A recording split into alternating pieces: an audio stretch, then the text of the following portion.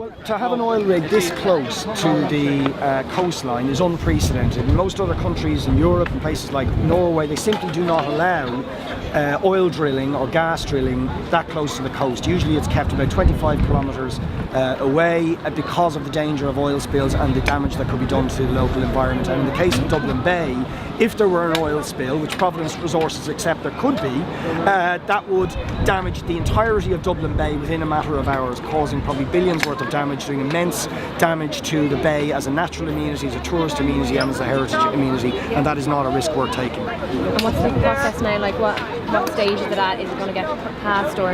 Well, we don't know. The application is in the hands of Phil Hogan, the Minister.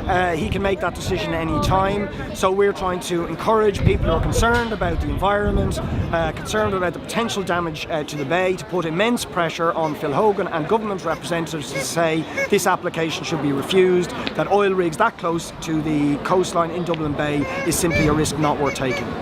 And in terms of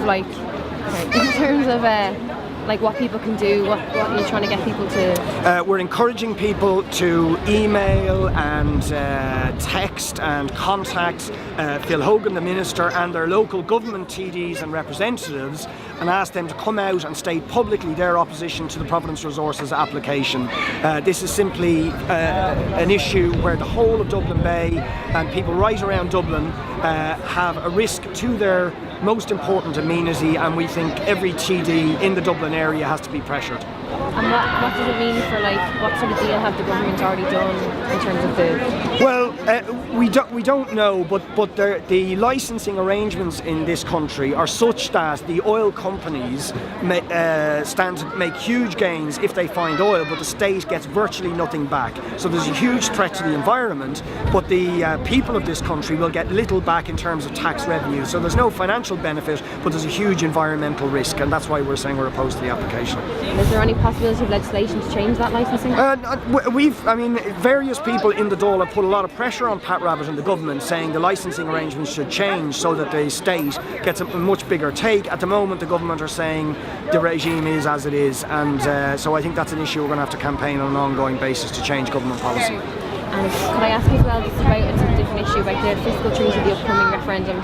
What's your stance on it? Well, I think it's clear that there is a huge wave of opposition to the fiscal treaty right across Europe. Governments are falling because the people of Europe are saying this austerity agenda, which the fiscal treaty will institutionalise, is crippling the European economy and is a recipe for mass unemployment and deeper inequality. And I think we're going to explain that to people here in Ireland over the course of the referendum. This is a treaty that will do further economic and social damage to our country, and people should reject it. And finally, there's a poll out today that says 47% of people think they're going to vote yes.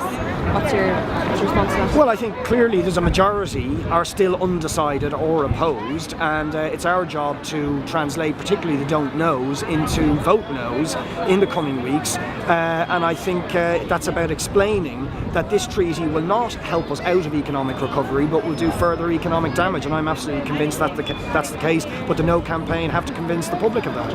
And do you think if we ever do need a bailout and the vote is no, what do you think will happen then for a rescue deal? Well, I think it's a misnomer that what we have is a bailout, because actually the bailout means more austerity, more cuts to bail out bankers.